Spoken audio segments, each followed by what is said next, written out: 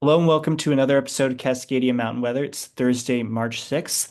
And we're starting out today with a picture of the volcanoes because we've seen, quite a bit of spring-like nice weather. And I think a lot of people have been getting up on the volcanoes kind of early in the season. So why don't you talk about what's happening this weekend?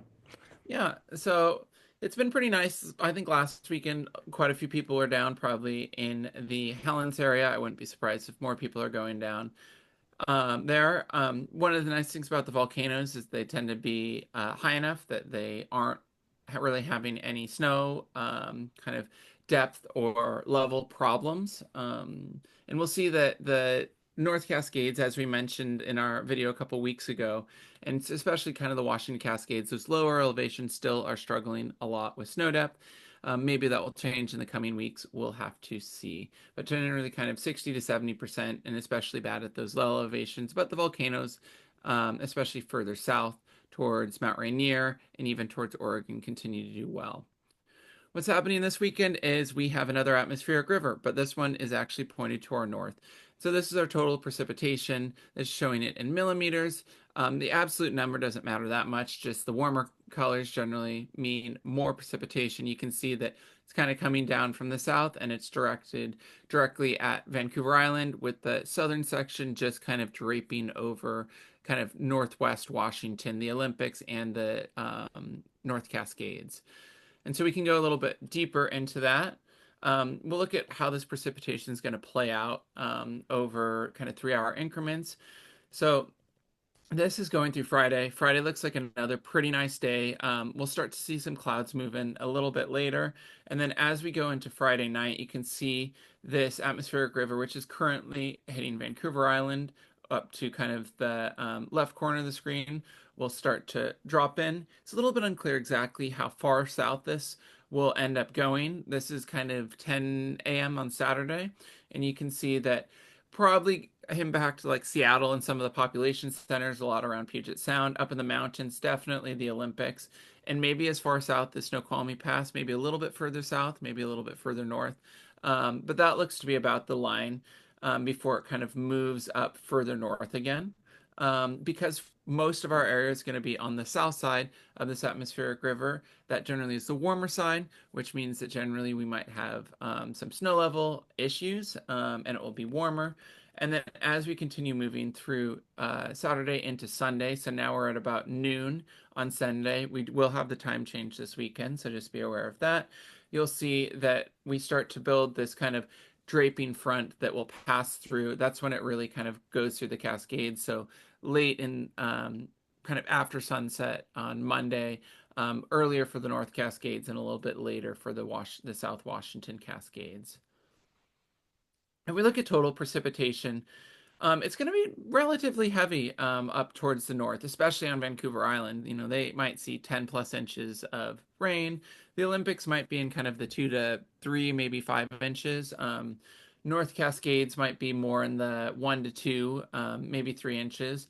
And you can see that it's mostly going to stay dry. This is total accumulated precipitation through 5 p.m. on Sunday. So you can see that generally kind of maybe Stevens Pass, so US 2, which is this line right here, or I-90 Snoqualmie Pass, this line right here, is kind of be kind of the cutoff for that precipitation before sunset on Sunday. If we look at snow level, like I said, we are going to be kind of in the warm sector. You'll notice that there's going to be a decent gradient of temperatures going from the North Washington Cascades to the South Washington Cascades. So in the North Cascades, we'll probably be hovering in that 3 to 4K range. Might bump up to 4,500 or maybe even 5K at one point, but generally about 4K. And then in the South Washington Cascades, which will be drier and sunnier, it'll be closer to 5K, maybe even 5,500. This is kind of showing, this was, what is it, 4 a.m. today. This is 4 a.m. on Friday, 4 a.m. Saturday, 4 a.m. Sunday. You can see that as that front drapes across and passes through, our snow level will drop down, and that actually will lead to a more extended period of lower snow levels and building snowpack, which will be great for us in the coming weeks. Now we're going to take a look at how much snow is actually going to fall. So obviously we're getting a ton of rain, but we're also going to get some snow, especially above about 5,000 feet. And so starting on Saturday into Sunday, we'll see a decent amount of snow in the North Cascades. So notice like areas around Baker, we're seeing somewhere in the vicinity of 20 inches, and by the time we get to Monday, probably 2 feet plus, and it starts to spread south with a little cooler temperatures Sunday night into Monday, and a good Mountain Olympics to ton in BC. But remember that a lot of that snow is going to be like, even if it does fall as snow, at the Baker ski area, it's going to be a very heavy snow.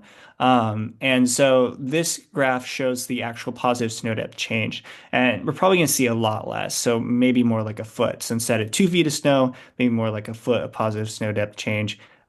So just very different because of how dense the snow is, and there might be some rain mixed in. This is the forecast for Snoqualmie Pass. Friday's a nice sunny day. We've been having some pretty cool, clear nights, but quite warm temperatures this weekend, and that's typical when you're on the south side of an atmospheric river. So we might see a little bit of light rain Saturday into Sunday, but probably mostly dry. But then next week, finally some good, cool temperatures and hopefully some good snow accumulation.